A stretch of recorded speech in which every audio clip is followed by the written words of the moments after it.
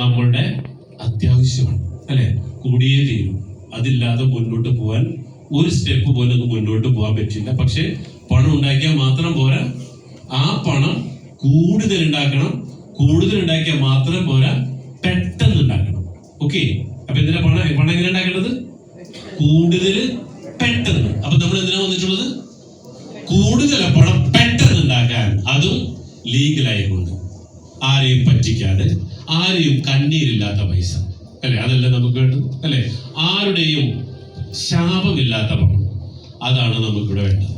അപ്പോൾ അതിന് റെഡി ആയിരിക്കുക. നമ്മൾ ഇന്ന് പഠിക്കും, അല്ലെ, എങ്ങനെയാണ് കൂടുതൽ പണം പെട്ടെന്ന് ഉണ്ടാക്കേണ്ടത്.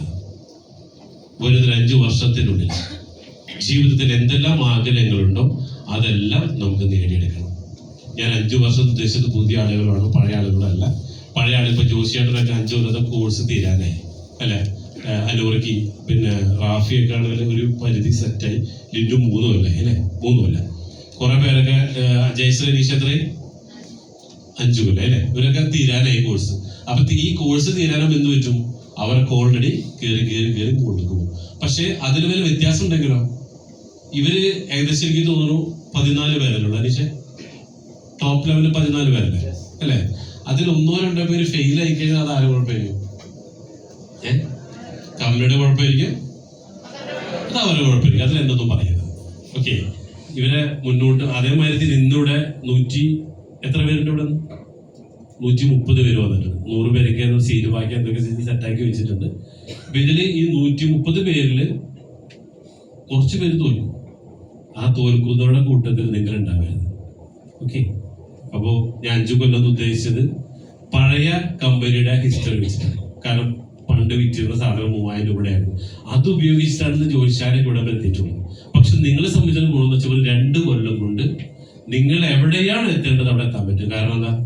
നമ്മൾ വിൽക്കേണ്ട സാധനം വില കൂടിയതാണ്, അല്ലെ? കമ്പനി തുടങ്ങിയപ്പോ 28,000 പ്ലോട്ടുകൾ വിൽക്കാൻ വേണ്ടി തുടങ്ങിയ കമ്പനി 3,360 കോടിയുടെ പ്രൊജക്റ്റാണ് തുടങ്ങിയത്. പക്ഷെ ഇന്ന് ഇത് എവിടെ എത്തി? അത് ഓൾറെഡി 6,000 കോടിയിലേക്ക് എത്തിയിട്ടുണ്ട്. അറിഞ്ഞോ നിങ്ങൾ? എന്ത് സംഭവിച്ചേ? 28,000 ഇൻറ്റു 10 ലക്ഷമായിരുന്നു, 12 ലക്ഷമായിരുന്നു, 3,360 കോടി. ഇപ്പൊ എന്ത് ചെയ്തു? 28,000 ഇൻറ്റു നമ്മൾ ആവറേജ് 20 ലക്ഷം വെച്ച് സെറ്റ് ആക്കണം. അടുത്ത ദിവസം തന്നെ ഭൂമിയുടെ വില ഇനിയും കൂടും, 25 ലക്ഷത്തിലേക്ക് എത്തിക്കും. അപ്പൊ ആവറേജ് 20 ലക്ഷം രൂപ വെച്ച് കൂട്ടുമ്പോൾ 28,000 ഇൻറ്റു 20 5,600 കോടി. അതിലൂടെ തന്നെ നമ്മുടെ 90 കോട്ടേജ് ഏറ്റവും ലോവസ്റ്റ് പ്രൈസ് ഇട്ട് കൂട്ടുമ്പോൾ തന്നെ 55 കോടി രൂപയും. ടോട്ടല് 6,000 കോടിയുടെ ടേൺ ഓവറിലേക്കാണ് നമ്മൾ പോണത്. അപ്പൊ ഈ 6,000 കോടി ബിസിനസ് ചെയ്യുമ്പോൾ അതില് 1,000 കോടി രൂപ നിങ്ങൾക്കുള്ളതാണ്. കമ്പനിയുടെ ടേൺ ഓവർ കൂടുന്നതനുസരിച്ച് അപ്പൊ ഈ 1,000 കോടി രൂപ നിങ്ങൾക്കുള്ളതെന്ന് പറയുമ്പോൾ 100 ആൾക്കൊന്ന് ഡിവൈഡ് ചെയ്ത ഒരാൾക്ക് എത്രയാണ്? 10 കോടി രൂപ. ഈ 10 കോടി 2 കൊല്ലത്തുണ്ടായി കൂടെ, അല്ലെ? ഇതെല്ലാവർക്കും കിട്ടിയില്ല. ഇതെല്ലാവർക്കും കിട്ടുന്ന ഒന്നല്ല. ഇത് അത്രയ്ക്കും പൈസയെ സ്നേഹിക്കുന്നവർക്കും അതോടൊപ്പം തന്നെ ദൈവത്തിനോട് അടുത്ത് നിൽക്കുന്നവർക്കും അതേപോലെ തന്നെ ഒരു തരത്തിലുള്ള നെഗറ്റീവായിട്ടുള്ള സ്വഭാവങ്ങൾ ഇല്ലാത്തവർക്ക് പറഞ്ഞിട്ടുള്ളതാണ് പണം എന്നുള്ളത്. ഓക്കെ, അപ്പൊ പണം ഒരു ദൈവികമായിട്ടുള്ള അനുഗ്രഹമാണ്. അത് ചുമ്മാ ഒരാൾക്ക് കിട്ടില്ല. ഇങ്ങനെ പറയുന്നത് നല്ല ആളുകൾ പണം ഉണ്ടാക്കേണ്ടത് ഈ സമൂഹത്തിന്റെ ആവശ്യമാണ്. കാരണം നല്ല ആളുകൾ പണം കിട്ടിക്കഴിഞ്ഞാൽ അവർ നല്ല കാര്യത്തിന് ഉപയോഗിക്കും. അതേപോലെ തന്നെ മോശം ആളുകളുടെ കയ്യിൽ പണം കിട്ടിയാൽ അവരത് മോശം കാര്യത്തിന് ഉപയോഗിക്കും. അപ്പൊ നമ്മളിവിടെ നല്ല ആളുകളായിട്ട് മാറാം. അങ്ങനെ നല്ല ആളുകളായിട്ട് മാറുമ്പോൾ നമുക്ക് ഒരുപാട് പണം കിട്ടും. അതുകൊണ്ട് നമുക്ക് ഈ സമൂഹത്തിന് വേണ്ടി ഒരുപാട് കാര്യങ്ങൾ നല്ലത് ചെയ്യാനുണ്ട്. ഇവിടെ യെസ്. അപ്പൊ എനിക്ക് എന്തായാലും കുറച്ച് സമയത്തേക്ക് നിങ്ങളുടെ മനസ്സിനെ ഇങ്ങോട്ടേക്ക് ഒന്ന് ഇൻവൈറ്റ് ചെയ്യാൻ. അപ്പൊ എല്ലാവരും സ്റ്റഡി. പണം നമ്മുടെ കയ്യിലേക്ക് വരണമെങ്കിൽ നമ്മൾ എനർജിയുള്ളവരായിട്ട് മാറിയേ തീരൂ. അയ്യോ 10 എന്ന് പറഞ്ഞിരുന്നാൽ പണം വന്ന വഴിക്ക് വല്ലോടത്തേക്ക് പോകും, അല്ലെ? അപ്പൊ എന്ത് വേണം? നമ്മൾ എനർജിയോട് കൊണ്ടിരിക്കുക. ഇവിടെ അപ്പൊ പറയാം, വില കൂടിയ സാധനങ്ങൾ ആളുകൾ വാങ്ങുവാൻ അല്ലെങ്കിൽ നമ്മൾക്ക് വിൽക്കുവാൻ വേണ്ടി.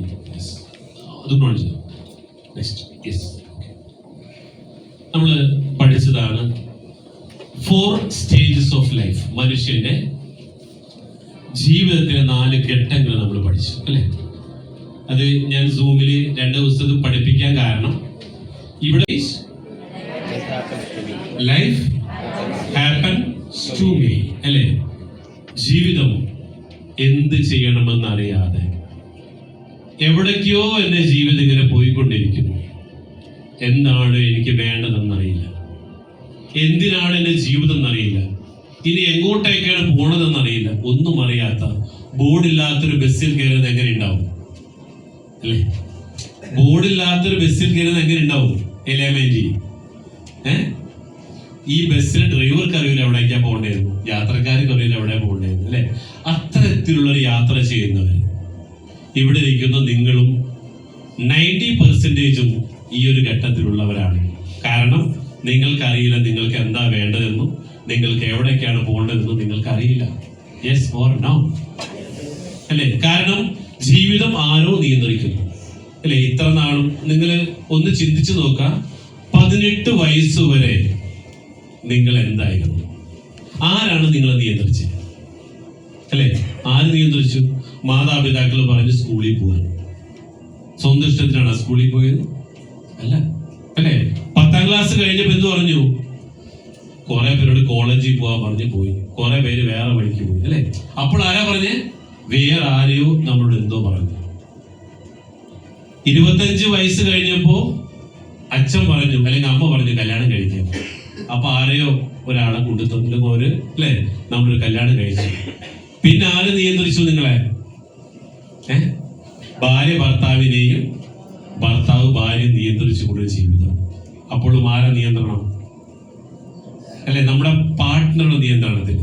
കുറച്ചു കഴിഞ്ഞ് മക്കളായി, പിന്നെ അവരുടെ ഇഷ്ടങ്ങളായി, അവര് വലുതായപ്പോ അവരുടെ നിയന്ത്രണത്തിലായി. നിയന്ത്രിക്കുന്ന ആള് കൂടി അല്ലെ. ഇപ്പോഴും നമുക്കറിയില്ല നമ്മൾ ആരുടെ നിയന്ത്രണത്തിലാണ് അല്ലെ. അങ്ങനത്തെ ഒരു ലൈഫ് ഹാപ്പൻസ് ടു മീ, എന്താണ് നമുക്ക് ആവേണ്ട ഒന്നും നമുക്കറിയാത്തൊരവസ്ഥ. ഇതിലാണ് ഇവിടെയുള്ള ഭൂരിഭാഗം പേര്. ഇങ്ങോട്ടേക്ക് ദൈവത്തിക്കില്ല. ഇവിടേക്ക് പോകണമെങ്കിൽ ജീവിതം നമ്മുടെ നിയന്ത്രണത്തിൽ കിട്ടി എന്റെ ജീവിതത്തിൽ എനിക്ക് എന്താണ് വേണ്ടതെന്ന് മനസ്സിലാക്കുന്ന സമയം. ജീവിതം എന്റെ നിയന്ത്രണത്തിൽ വരണമെങ്കിൽ ഇവിടെ നിന്ന് ഇങ്ങോട്ടേക്ക് കടക്കുമ്പോൾ ചെറിയൊരു പ്രതിസന്ധി വരും. ചെറിയ പ്രതിസന്ധിയല്ല, വലിയ പ്രതിസന്ധി. ഈ ഇട്ടിരിക്കുന്ന വര എന്ന് പറയുന്ന പ്രതിസന്ധിയാണ്. ഈ പ്രതിസന്ധിയെ തരണം ചെയ്തവർക്ക് ഇങ്ങോട്ടേക്ക് കടക്കാൻ പറ്റുള്ളൂ. അതൊരു പക്ഷേ എന്തെങ്കിലും ചിലർ കേൾക്കാം, അച്ഛൻ മരിച്ചപ്പോ മകൻ നന്നായി.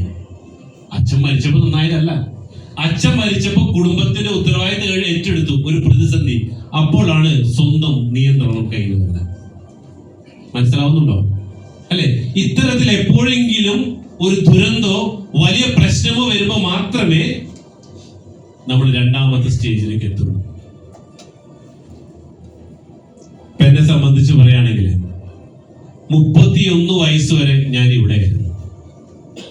14 ഹോട്ടലുകൾ, കോടിക്കണക്കിനുള്ള കച്ചവടം. പക്ഷെ എനിക്കറിയില്ല, എനിക്ക് എന്താ ചെയ്യേണ്ടതെന്ന് അറിയില്ല. ഫാദറിന്റെ പാത പിന്തുടർന്നു, ഫോളോ ചെയ്തു. പക്ഷേ അവിടെ ഉണ്ടാക്കുന്ന പൈസ എന്ത് ചെയ്യണമെന്നോ അത് എന്തിനാണെന്നോ എപ്രകാരം യൂട്ടിലൈസ് എനിക്കറിയില്ല. പക്ഷെ 2010 ഒരു വലിയ അടി കിട്ടിയപ്പോഴാണ് മനസ്സിലായത്, ഇനി എന്റെ ജീവിതം ഞാൻ നിയന്ത്രിക്കണം. അങ്ങനെ 2011 ഞാൻ ഇവിടെ എത്തുന്നത്. Life happens by me. ഇവിടെ വെച്ചാണ് എന്റെ അറിവില്ലായ്മ കൊണ്ട് 14 ഹോട്ടലുകൾ, കാറ്ററിംഗ് കമ്പനിയും ഇവന്റ് കമ്പനിയും അതിലൂടെ കടന്നു പോയപ്പോ അറിവില്ലായ്മ കൊണ്ട് 4.25 കോടി രൂപ ലയബിലിറ്റി ഉണ്ടായി. അന്ന് ചിന്തിച്ചൊരു കാര്യമാണ്, എന്ത് ചെയ്യണമെന്ന് അറിയില്ല. പക്ഷെ അവിടെ ഒന്ന് തീരുമാനമെടുത്തു, ഇപ്പുറത്തേക്ക് പോയേ പറ്റൂ. ഇനി എന്റെ ജീവിതം ഞാൻ നിയന്ത്രിച്ചില്ലെങ്കിൽ അല്ലെ. മറ്റ് ബന്ധുക്കൾ പറഞ്ഞു ഒരു ഹോട്ടൽ തുടങ്ങി, വേറെ ആൾ വന്നിട്ട് അപ്പുറത്തെ റെസ്റ്റോറന്റ് കൊടുക്കും, അതെടുത്തു. അതിപ്പോ തൃശ്ശൂർ വരണം, അതെടുത്തു. ചാലക്കുടിയില്, കോഴിക്കോട്, അങ്ങനെ എറണാകുളം വരെ ഹോട്ടലുകൾ. പക്ഷേ ആ അടി കിട്ടി. ആരൊക്കെയോ പറഞ്ഞൊക്കെ പോയിട്ട് ചെയ്തു ലാസ്റ്റ് എന്തായി? ഒരു വലിയ അടി കിട്ടി. ആ അടിയിൽ നിന്നാണ് ഞാൻ ഇവിടേക്ക് എത്തിയത്. Life happens by me. അടുത്ത സ്റ്റേജിലേക്ക് കടക്കണം. എവിടുന്ന്? ജീവിതം നമ്മളെ നിയന്ത്രണത്തിൽ കൊണ്ടുവന്നാൽ പിന്നെ അടുത്ത സ്റ്റെപ്പാണ് ലൈഫ് ഹാപ്പൻസ് ത്രൂ മീ. ജീവിതം എന്നിലൂടെ ഒരുപാട് പേർക്ക് അവസരം കാണിച്ചു കൊടുക്കാനുള്ള ആ സ്റ്റേജ്, അവിടെയാണ് ലൈഫ് ഹാപ്പൻസ് ത്രൂ മീ. പക്ഷേ ഇവിടെ നിന്നും കയറുമ്പോൾ അടുത്തടി കിട്ടും. കാരണം ജീവിതത്തിൽ നമുക്ക് എല്ലാവർക്കും 3 പ്രാവശ്യമെങ്കിലും ഏറ്റവും ചെറിയ പ്രതിസന്ധികൾ, വലിയ പ്രതിസന്ധികൾ നമ്മുടെ ജീവിതത്തിൽ ഉണ്ടാവും. ആ പ്രതിസന്ധി വരുമ്പോ ആത്മഹത്യ ചെയ്യുന്നവരാണ് പമ്പര വെട്ടികൾ. അപ്പൊ എനിക്ക് നിങ്ങളോട് പറയാനുള്ളത്, പ്രതിസന്ധി വരുമ്പോ ഒളിച്ചോടരുത്. എത്ര വലിയ പ്രതിസന്ധി വന്നാലും അതിൽ ഒരു കാര്യം നിങ്ങൾ ഉറപ്പിച്ചോ, ആ പ്രതിസന്ധി നേരത്തെ തരണമെന്ന് ദൈവത്തോട് പറയണം. എന്തിനാണെന്നറിയാം? ഈ പ്രതിസന്ധി വന്നാലേ നമ്മൾ അടുത്തേക്ക് കയറുള്ളൂ. ഓക്കെ, ആ പ്രതിസന്ധി എത്ര കൂടുന്നോ അതിനനുസരിച്ച് നമ്മുടെ ജീവിതത്തില് നമുക്കുള്ള അനുഗ്രഹം കൂടും. ക്ലിയർ ആയോ?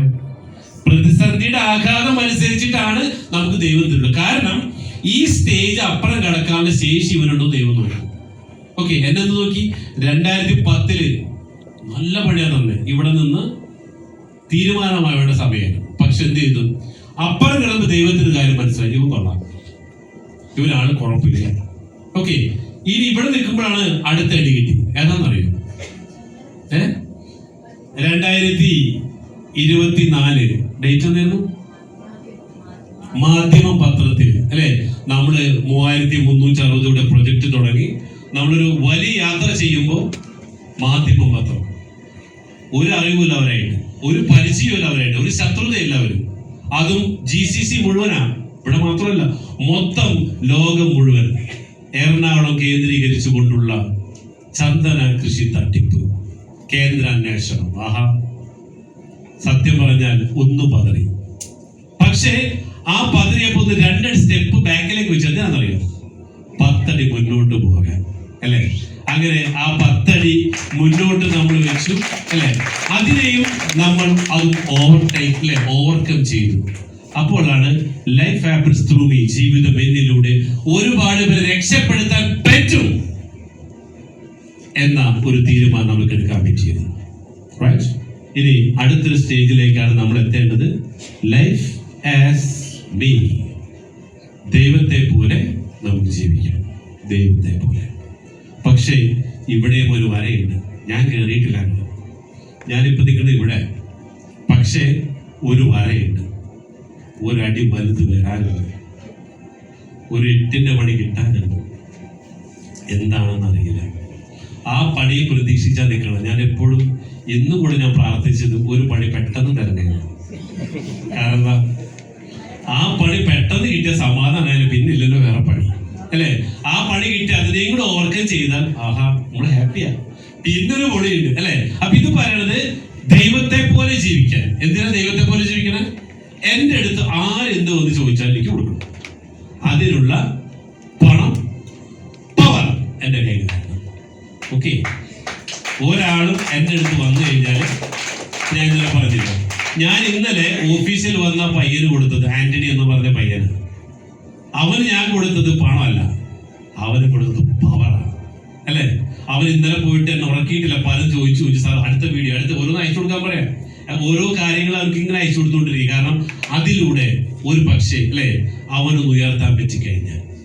അപ്പൊ ഇതിലേക്കാണ് ഇനി എനിക്ക് പോകേണ്ടത്, ഇതിലേക്ക്. പക്ഷെ ഈ ഒരു വര ഉണ്ട് അല്ലെ. പക്ഷേ ഈ ഒരു വരയ്ക്ക് ഇന്നൊരു പേടിക്കാൻ എനിക്കില്ല. എന്താണെന്നറിയോ? ഈ വര വന്നപ്പോ എന്നെ സംരക്ഷിച്ച നിങ്ങളാ. ഏത്? മാധ്യമം പത്രത്തിന്റെ പ്രശ്നം വന്നപ്പോ എന്നെ പ്രൊട്ടക്ട് ചെയ്ത് നിങ്ങളാ. ഈ വര വരുമ്പോ എനിക്കൊരു പേടി പേടിക്കാൻ. കാരണം നിങ്ങള് പഴയതിനേക്കാളും അല്ലെ. മാത്രമല്ല ഇന്ന് നിങ്ങൾ ഇവിടെയുള്ള നിങ്ങൾ ജീവിതത്തിൽ സംബന്ധിച്ച് കുറെ കാര്യങ്ങൾ കുറെ പേര് പറഞ്ഞു. അപ്പൊ ആർക്കെങ്കിലും എന്ത് പറഞ്ഞേ പറ്റൂ. അത് പറയുമ്പോൾ നമ്മുടെ മനസ്സിൽ നിന്ന് പോകും. അത് ഉച്ചയ്ക്ക് ശേഷം അവസരം തരാം, അത് നിങ്ങളോടൊന്ന് പറയണം.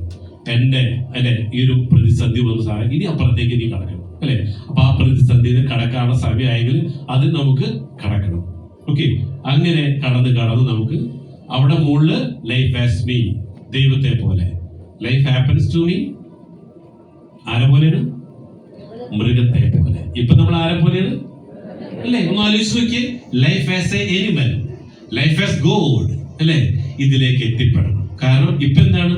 സ്വന്തം കാര്യം ചിന്താഭാവം, അല്ലെ? വേറെ ആരെയും സഹായിക്കാൻ നമ്മളെ കൊണ്ട് പറ്റുന്നില്ല, മറ്റൊരാളെ ജീവിതത്തെ വെളിച്ചെപ്പിച്ചാൽ നമ്മളെ കൊണ്ട് പറ്റുന്നില്ല, സ്വന്തം കാര്യം മാത്രം. പക്ഷെ ഇന്ന് പഠിക്കാൻ വേണ്ടി പോകുന്നത് എങ്ങനെയാണ് അടുത്ത സ്റ്റേജിലേക്ക് കടക്കേണ്ടത്. അപ്പൊ അടുത്ത സ്റ്റേജിലേക്ക് കടക്കണമെങ്കിൽ നമ്മൾ എന്തൊക്കെ മറികടക്കേണ്ടതുണ്ട്? Okay, yes. അപ്പൊ നമ്മുടെ ലക്ഷ്യം എവിടെയാണ്? ലൈഫ് ആസ് ബി, ദൈവത്തെ പോലെ, അല്ലെ? ദൈവത്തെ പോലെ എല്ലാം, അല്ലെ?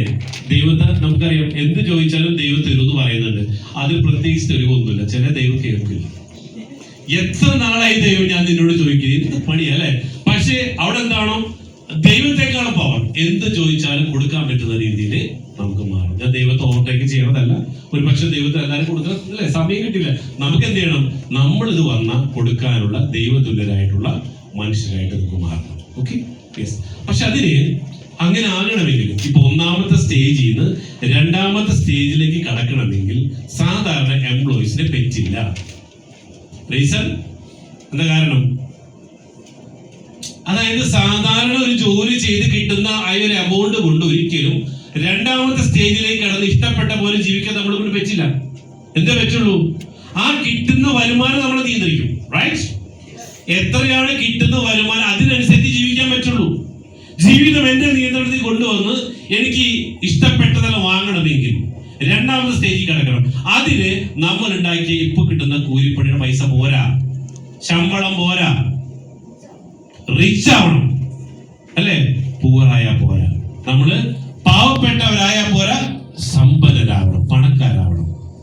നമ്മൾ എന്തെങ്കിലും പഠിച്ച് ആരാ പാവപ്പെട്ടവര്? സമയം വിറ്റ് പണം ഉണ്ടാക്കുന്നവരാണ് പാവപ്പെട്ടവർ. സമയം വിറ്റ് പണം ഉണ്ടാക്കുന്നവർ, അല്ലെ? സമയം വിറ്റ് പണം ഉണ്ടാക്കുന്നവർ. എങ്ങനെ സമയം വിൽക്കണം? ഓഫീസ് സ്റ്റാഫ് പുറത്തു വന്നിരിക്കുന്നുണ്ട്, അവർക്ക് മാസ ശമ്പളം കിട്ടണമെങ്കിൽ അവരെ സമയം ഇവിടെ കൊടുത്ത് തരണം. റൈറ്റ്? എങ്കിൽ അവർക്ക് ഒന്നാം തീയതി ശമ്പളം കൊടുക്കും. വീട്ടിൽ നിന്ന് കൊടുക്കും? നോ. അതേസമയം പാവപ്പെട്ട പണക്കാരെന്ന റിച്ച് സമയം വാങ്ങുന്നവർ, ഞാൻ എന്ത് ചെയ്തു? ശമ്പളം കൊടുത്തിട്ട് അവരെ കൊണ്ട് ഇരുത്തിയേക്കാർ. അവരെ സമയം വാങ്ങി, ശമ്പളം കൊടുത്തു, വാങ്ങി. അപ്പൊ വാങ്ങാൻ എന്ത് വേണം? നമ്മുടെ കയ്യിൽ പണം വേണം, കഴിവും വേണം നമ്മുടെ കയ്യിൽ. ഓക്കെ, ചില ആളുകൾ ശമ്പളം കൊടുത്താൽ ചില കൂടെ നിൽക്കില്ല, അല്ലെ? സ്കില്ലും വേണം, കയ്യിൽ കൊടുക്കാൻ പൈസ വേണം. റൈറ്റ്? അപ്പൊ ഒരു കാര്യം ഉറപ്പായി, ഒന്നാമത്തെ സ്റ്റേജിൽ നിന്ന് രണ്ടാമത്തെ സ്റ്റേജിലേക്ക് കടക്കണമെങ്കിൽ ഇപ്പോൾ ചെയ്യുന്ന ജോലി കൊണ്ട് നടക്കില്ല. കാരണം ജീവിതം നമ്മളെ നിയന്ത്രണത്തിൽ കൊണ്ടുവരണം, നമുക്ക് ഇഷ്ടപ്പെട്ടതെല്ലാം വാങ്ങാൻ പറ്റണം, അല്ലെ? അപ്പൊ അതിലേക്ക് കടക്കണമെങ്കിൽ സാധാരണ എംപ്ലോയീസിന് പറ്റില്ല. അപ്പോ തങ്കേച്ചി, ഈ എംപ്ലോയീസ് എല്ലാം ഇപ്പൊ എവിടെ ഉള്ളത്? ഈ ഓരോ എംപ്ലോയീസും എവിടെയുണ്ട്? ലൈഫ് ഹാപ്പൻസ് ടു മീ, അല്ലെ? എംപ്ലോയീസിൽ വേറെ ഒന്നുമില്ല പറയാൻ. ഇപ്പൊ തങ്കേച്ചി 56 വയസ്സിൽ റിട്ടയർ ആയി കഴിഞ്ഞു. ഇവിടെ വന്നില്ലായിരുന്നില്ല എന്താകുമായിരുന്നു ജീവിതം? അറിയില്ല, അല്ലെ? വീട്ടിലിരുന്നു, ചിലപ്പോൾ കുറച്ച് TV കാണും, ചിലപ്പോൾ അപ്പുറത്തെ വീട്ടിൽ പോയി ആരെങ്കിലും കുറ്റം പറയും, രാത്രി കിടന്നു. ഈ ഒരു അവസ്ഥയിൽ നീറി മരിക്കേണ്ട തങ്കേച്ചി ഇന്ന്, അല്ലെ? അല്ലെ? ഇങ്ങനെ പോയിക്കൊണ്ടിരിക്കുമ്പോൾ എന്ത് ചെയ്തു? ജസ്റ്റ് യൂ ടേൺ അടിച്ചു, അല്ലെ? പോരാ, അല്ലെ? ഈ വഴിയല്ല എനിക്ക് പോകേണ്ടത്, വേറെ റൂട്ടില്ല, അല്ലെ? തങ്കേച്ചി വേറെ ലൈഫ്. ഇപ്പോ തങ്കേച്ചിക്ക് ഒരു കാര്യം ഉറപ്പായി, ഞാനിവിടെ 100 വയസ്സ് വരെ ജീവിച്ചിരിക്കേണ്ടവളാണ്. അതിനുള്ള ആഗ്രഹം നമ്മുടെ മനസ്സിലുണ്ട്. ഇവിടെ നിന്ന് ഞാൻ പെട്ടെന്നൊന്നും പോകില്ല, അല്ലെ? അത്തരത്തിലുള്ള ഒരു കോൺഫിഡൻസ് ഉണ്ടാക്കിയെടുക്കാൻ പറ്റി. കാരണം അവിടെ നിന്ന് ആ കിട്ടുന്ന പെൻഷനിൽ നിന്ന് ജീവിച്ചാൽ പോലെ എനിക്ക് ലൈഫ് ആസ് മീ, അല്ലെ? എന്നെ കൊണ്ട് എന്റെ ദൈവം ഒരു മനുഷ്യനായിട്ട് ഭൂമിയിലേക്ക് സൃഷ്ടിച്ചത് സാധാരണ ഒരു മനുഷ്യനെ പോലെ ജീവിക്കാനല്ല, പെട്ടെന്ന് ഉണ്ടാക്കാനായിട്ട് ബിസിനസ്സുകാരനാവേണ്ടത്. എന്തിനാ കൂടുതൽ പണം പെട്ടെന്ന് ഉണ്ടാക്കേണ്ടത്? മറ്റുള്ളവരെ സഹായിക്കുന്നതിന് വേണ്ടിയിട്ടാ. നമുക്ക് ലൈഫ് ആസ് മീ അവിടേക്ക് എത്തിച്ചേരണം. ലാലിച്ചൻ ചാക്കോ വിശ്വാസിയാണ്, പള്ളിയിലെ എന്താണ് വികാരി, കൈക്കാരൻ, അല്ലെ? ഒക്കെയാണ്. പക്ഷേ മറ്റുള്ളവർക്ക് ഇവിടെ എന്ത് ചെയ്തു കൊടുക്കാൻ പറ്റും സാമ്പത്തികമായിട്ട്? ഇന്ന് അദ്ദേഹം ഒരു വിദ്യാർത്ഥിയായിട്ട് ഇവിടെ ഇരിക്കുന്നുണ്ടെങ്കിൽ ഒറ്റ കാര്യമുള്ളൂ, മറ്റുള്ളവരെ സഹായിക്കാൻ. മറ്റുള്ളവരിലേക്ക് അദ്ദേഹത്തിനുള്ള അറിവും പറഞ്ഞു കൊടുത്ത് അവരെയും പണം ഉണ്ടാക്കി കൊടുത്ത് അദ്ദേഹം പണം ഉണ്ടാക്കുന്നു. ഇതിന് കഴിവില്ലാത്തവർക്ക് ഉണ്ടാക്കിയ പണം കൊടുക്കുകയും ചെയ്യാം. അല്ലെങ്കിൽ ഒരു വികാരിയായിട്ട് ജീവിക്കേണ്ട ആള് കൈക്കാരൻ അല്ലെ, അങ്ങനെ ഒരു കൈക്കാരനായിട്ട് ജീവിക്കേണ്ട ഒരാള് അച്ഛനമ്മ ആരെങ്കിലും ഉണ്ട് അല്ലെ, അത്തരത്തിൽ ആ ബിസിനസ് ചെയ്യാനുള്ള കഴിവുണ്ടായിരിക്കണം, അറിവുണ്ടായിരിക്കണം. ഞാൻ ഇന്നലെ പറഞ്ഞില്ലേ, ആന്റണി എന്ന് പറയുന്ന പയ്യൻ പണം ഉണ്ടായിരുന്നു, പക്ഷേ അത് ചെയ്യാനുള്ള കഴിവുണ്ടായിരുന്നില്ല. അപ്പൊ എന്ത് പറ്റി അല്ലെ? ഒരു ജോലിക്ക് പോയിരുന്നെങ്കിൽ അവന്റെ ഭാര്യ പറഞ്ഞു, ചേട്ടാ ഒരു ജോലിക്ക് പോയിരുന്നെങ്കിൽ നമുക്ക് എങ്ങനെയെങ്കിലും ജീവിച്ചു പോകാമായിരുന്നില്ലേ? ചേട്ടന്റെ അതിമോഹം കൊണ്ട് 2.5 കോടി കടയില്ലേ? എന്താ പറ്റി? അവിടെ പൈസ ഉണ്ട് കയ്യിൽ, പക്ഷെ ആ പൈസ അല്ലെ കറക്റ്റ് ആയിട്ടുള്ള ബിസിനസ് ചെയ്യാൻ അവൻ പഠിച്ചില്ല. ചില സമയത്ത് നമ്മളിത് തീരുമാനങ്ങൾ പക്ഷെ നമ്മളെ തന്നെ ഇല്ലാതാക്കും. നിങ്ങൾക്കറിയാം, ബിസിനസ് ചെയ്ത പൊട്ടിയിട്ട ഒരുപാട് പേര് ഇവിടെ ഉണ്ട് അല്ലെ. നമ്മുടെ അറ്റ്ലസ് രാമേന്ദ്രൻ, എന്താ പറ്റി? എത്ര ജ്വല്ലറി ഉണ്ടായിരുന്നു അല്ലെ, ചെറിയൊരു മിസ്റ്റേക്ക് പറ്റിയതാണ്, ഇന്ന് അദ്ദേഹം ജീവിച്ചിരിപ്പില്ല. കപ്പൽ ജോയി, എന്താ പറ്റി? കൊറോണ സമയത്ത് അല്ലെ 45,000 സ്ക്വയർ ഫീറ്റ് വീടുള്ള വ്യക്തി വയനാട്ടില്, അദ്ദേഹം കെട്ടിടത്തിന്റെ മുകളിൽ നിന്ന് ചാടി മരിച്ചു അല്ലെ. പക്ഷേ ബിസിനസ്സും അങ്ങനത്തെ ഒരു പ്രശ്നമുള്ള സാധനം തന്നെയാണ്.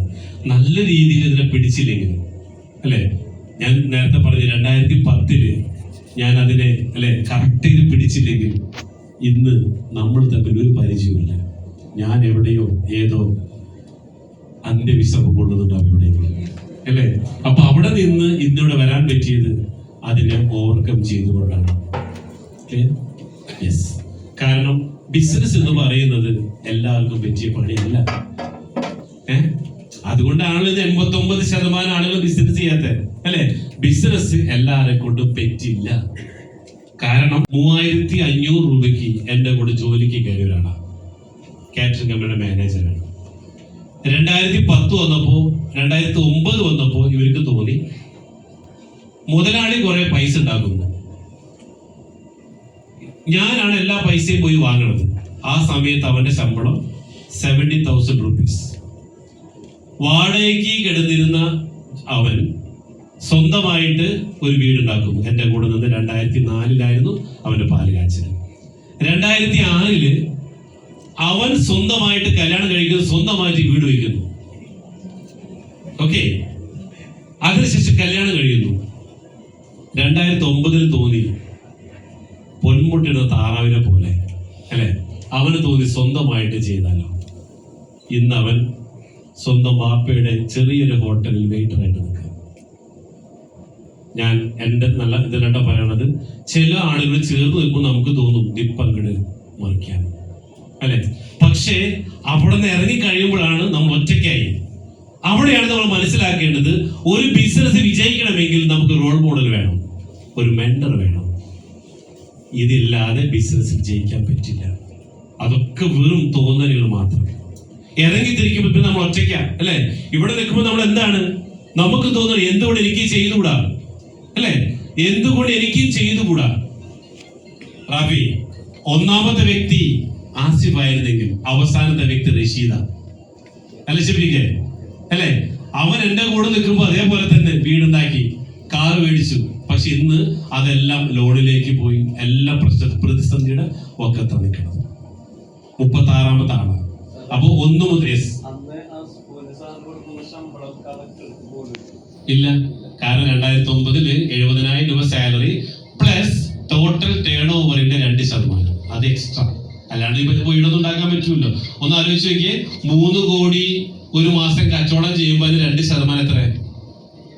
3 കോടി 2% 6 ലക്ഷം രൂപ. ഇത് ഏറ്റവും ചുരുങ്ങിയ എമൗണ്ട് ഞാനാണ് കൊടുക്കുക. അപ്പൊ തോന്നി 6,70,000 കിട്ടല്ലേ, വൈ എന്തുകൊണ്ട് സ്വന്തമായി കൂടാ? ഇപ്പൊ എന്തായി? ഞാൻ പറഞ്ഞു പോകുന്നത് 1 മുതൽ 36 വരെയുള്ള കമ്പനീസ് ഒരാള് പോലും രക്ഷപ്പെട്ടില്ല. എന്റെ കമ്പനിയുടെ പേര് സിൽവർ സ്പൂൺ. വേറെ ബിരുദം ചെയ്തത് സിൽവർ അങ്ങോട്ട് മാറ്റി, സ്പൂൺ മാത്രമാക്കി. ഷഫീഖെ, അവരിപ്പോ എവിടെയുണ്ട് അറിയില്ല. കാരണം 4 കോടിക്ക് മേലെ ബാധ്യതമായിട്ട് എവിടെയോ അറിയില്ല. ഇത് ഞാൻ പറഞ്ഞു വന്നത് ഷഫീഖിന് 4 ലക്ഷം കൊടുക്കാനുണ്ട്. ആലോചിച്ചെങ്കിൽ, അതായത് നമ്മൾ വിചാരിക്കും നമ്മൾ ഒരു ബിസിനസ് മുന്നോട്ട് കൊണ്ടുപോകുമ്പോൾ it is very simple. Why അല്ലേ? ഇപ്പോ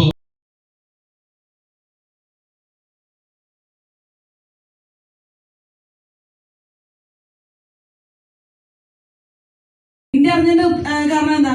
ഇന്ന് ഇൻഡസ്ട്രിയൽ ട്രേഡ് കമ്മീഷണർ ആയിട്ട് ഇന്ത്യയെ റെപ്രസെന്റ് ചെയ്ത് അല്ലെങ്കിൽ കേരളത്തെ റെപ്രസെന്റ് ചെയ്ത് കേന്ദ്ര ഗവൺമെന്റിന്റെ ഒരു അനുമതി ലഭിച്ച വ്യക്തിയാണ് ജസ്ഫെയ്ഡിന്റെ MD.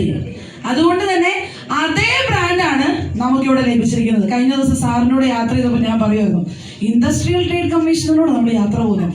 ഒന്ന് ആലോചിക്കുക, പണ്ട് MLA-യുടെ കൂടെയോ MP-യുടെ കൂടെയോ അല്ലെങ്കിൽ മുഖ്യമന്ത്രിയുടെ കൂടെയൊക്കെ യാത്ര ചെയ്യുമ്പോൾ നമുക്കുണ്ടാകുന്ന ഒരു പവറില്ലേ, ആ പവറല്ലേ ഇപ്പൊ നമ്മൾ ഇപ്പം നമ്മൾ കാണുന്ന ആരെയാ? Industrial trade commissioner. ഇതേ ബ്രാൻഡ് ആർക്ക് ലഭിക്കുന്നുണ്ട്? നമുക്ക് ലഭിക്കുന്നുണ്ട്. സോ ഫ്രാഞ്ചൈസി ഓൺ ചെയ്യുമ്പോഴുള്ള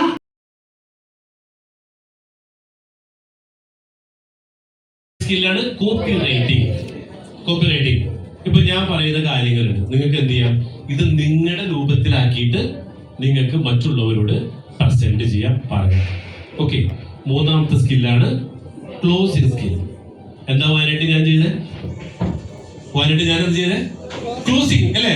എന്റെ ഒറ്റ അവസാനത്തെ ആ ഒരു ഓവറിൽ കയറി 6 അടിച്ചു. That's all. Closing skill. ഈ സാധനം പഠിച്ചാണ്ടല്ലോ, ഇത് പഠിച്ച വേറെ ലെവലാണ്. ഞാൻ പറഞ്ഞത് നിങ്ങൾ എല്ലാവരും ഇത് പഠിച്ച് പ്രാവർത്തികമാക്കാം. ഓക്കെ, ഇപ്പോ ഞാൻ നിങ്ങളെല്ലാവരും പറയുന്നത് പറഞ്ഞ് പഠിച്ചാൽ ഇത് നമുക്ക് പഠിക്കാൻ പറ്റും. നമുക്ക് പ്രാക്ടീസ് ചെയ്താൽ നമുക്കിത് കൂടുതൽ പെട്ടെന്ന് ഇറങ്ങി ചെന്ന് ആ സ്കില്ലിലേക്ക് വന്ന് മറ്റു ലെവലാണ്. കാരണം നമ്മൾ എല്ലാ സ്ഥലത്തേക്കും ഇപ്പൊ എന്നെ സംബന്ധിച്ചിടത്തോളം ഞാൻ 15-ാം തീയതി കഴിഞ്ഞാൽ കുറച്ച് ബിസി ആയിരിക്കും. ഇപ്പോൾ നമ്മുടെ സത്യപ്രതിജ്ഞ ഊട്ടി ട്രിപ്പ് ചിലപ്പോൾ അത് ഒന്ന് മുൻപോ ബാക്കോട്ടൊക്കെ ആക്കും. പിന്നെ 25-ാം തീയതി 30-ാം തീയതി വരെ 6 ദിവസം ഉണ്ടാവില്ല. ഇപ്പൊ പറഞ്ഞു വന്നത്, പക്ഷെ ഞാൻ എത്തും 1-ാം തീയതി 15-ാം തീയതി. അത് വിട്ടുള്ള കളിക്ക് ഞാനില്ല. ഞാൻ അവിടെ ആദ്യമേ പറഞ്ഞിട്ടുണ്ട്, 1ഉം 15ഉം എന്റെ ദിവസമാണ്. എവിടെ? എറണാകുളം. അതേപോലെ തന്നെ ഈ നടക്കുന്ന പ്രോഗ്രാം, അതായത് 1-ാം തീയതിക്കും 15-ാം തീയതിക്ക് ഇടയിൽ നമ്മൾ കാണും എല്ലാ മാസവും. 15-ാം തീയതി 30-ാം തീയതി ഇടയിൽ നമ്മൾ കാണും എല്ലാ മാസവും. അപ്പൊ 4 പ്രാവശ്യം നമ്മൾ കാണണം. ഓക്കെ, ഇതെന്താ പറയും, ഈ കാണല് നമ്മുടെ ക്ലോസ് സ്കില്ല് പഠിക്കാൻ വേണ്ടിയിട്ടാണ്. നിങ്ങൾക്കുള്ള പ്ലസ് എന്താ? അത് നിങ്ങൾ 4 പഠിച്ചില്ലെങ്കിലും ബംഗാളിയായിട്ട് ഞാൻ ഇവിടെയാണ്. പക്ഷെ എന്റെ അഭാവത്തിൽ ക്ലോസ് ചെയ്യാൻ എന്ത് വേണം? അതിനാണ് നിങ്ങൾ ലീഡറായിട്ട് മാറാൻ വേണ്ടി പറയുന്നത്. അപ്പൊ നിങ്ങൾ ഇതിൽ 4 എണ്ണവും പഠിക്കേണ്ട. ഒരെണ്ണത്തിൽ നിങ്ങൾ എന്ത് ചെയ്യണം? എക്സ്പെർട്ടൈസ് ആവും.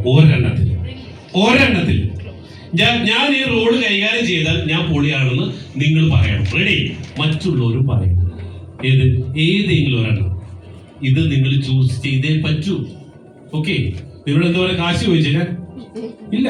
നിങ്ങളുടെ ബിസിനസിനെ കുറിച്ച് നിങ്ങൾ ഐഡിയ പറഞ്ഞിട്ടാണ് ഇല്ല. ഈ പറഞ്ഞ സാധനം ഇംപ്ലിമെന്റ് ചെയ്താൽ മതി. മനസ്സിലായോ? അധ്വാനിച്ചുണ്ടാക്കരുത്. എങ്ങനെ? പണം അധ്വാനിച്ച് കഷ്ടപ്പെട്ട് ഉണ്ടാക്കേണ്ട ഒന്നല്ല. ഈസി ആയിട്ട് ഉണ്ടാക്കിയാലേ കൂടുതൽ ഉണ്ടാക്കാൻ പറ്റുള്ളൂ. കഷ്ടപ്പെട്ട് കുറച്ചുണ്ടാക്കാൻ പറ്റുള്ളൂ. അപ്പൊ എന്ത് ചെയ്യണം? കഷ്ടപ്പെട്ട് പൈസ ഉണ്ടാക്കണം, ഈസി ആയിട്ട് പൈസ ഉണ്ടാക്കണം. ഈസി ആയിട്ട് അല്ലേ? അങ്ങനെ ഈസി ആയിട്ട് പൈസ ഉണ്ടാക്കണമെങ്കിൽ നമ്മൾ പണി ചെയ്യരുത്, പണിയെടുപ്പിക്കണം. അതിന് നമുക്ക് വേണ്ട സ്കില്ലിന്റെ പേരാണ് കോച്ചിങ് സ്കിൽ. ഓക്കെ, അപ്പൊ കോച്ചിങ് സ്കിൽ ഉണ്ടാക്കണം നമ്മൾ എന്ത് ചെയ്യണം?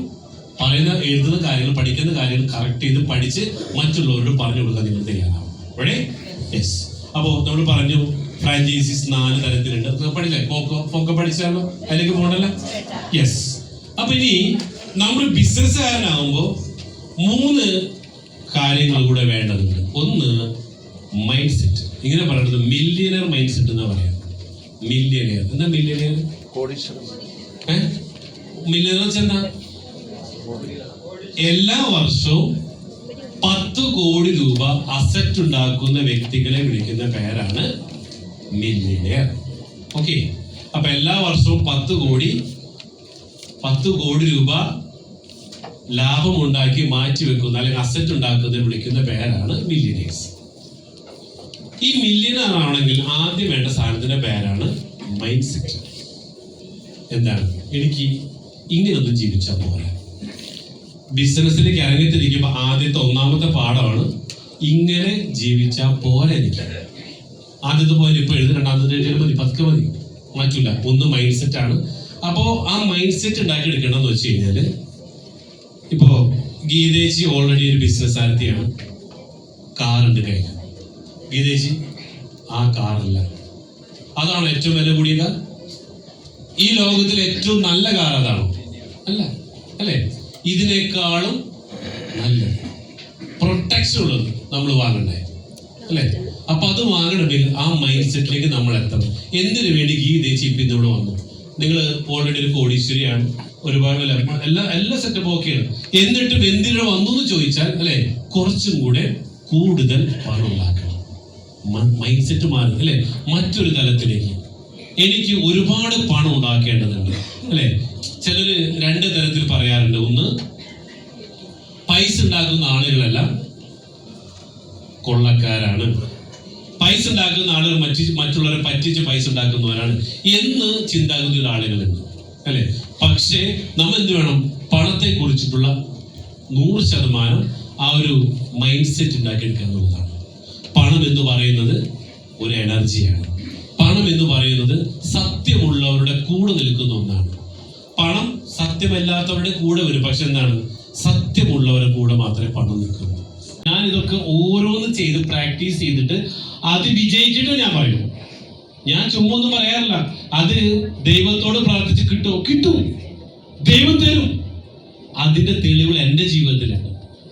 ഓക്കെ, പണത്തിനോട് നമ്മൾ പെരുമാറേണ്ട രീതി, അതിനെ ബഹുമാനിക്കേണ്ട രീതി, അത് ബഹുമാനിച്ചപ്പോ പണം വന്ന രീതി.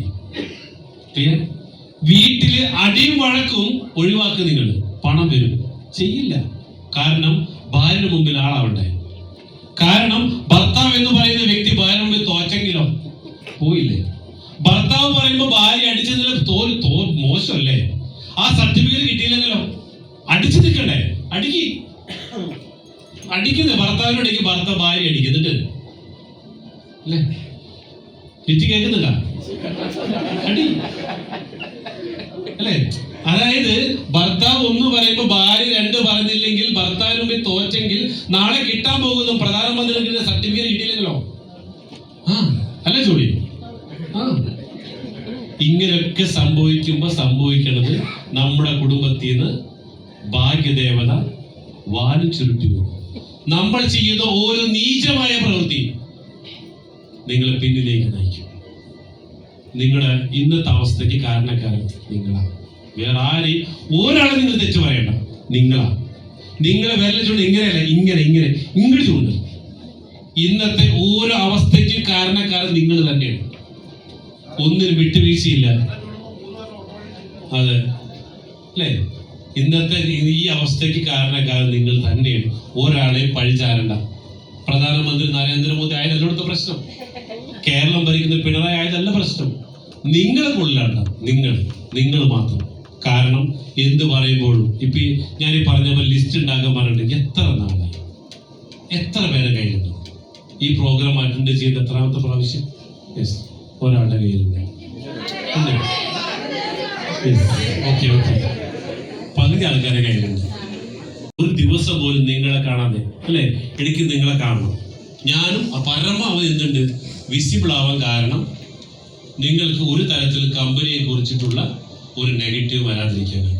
ഇപ്പൊ ഞാൻ എന്തിനാ രണ്ടാമത്തെ മകനെ ഇതിലേക്ക് ഇറക്കാൻ കാരണം?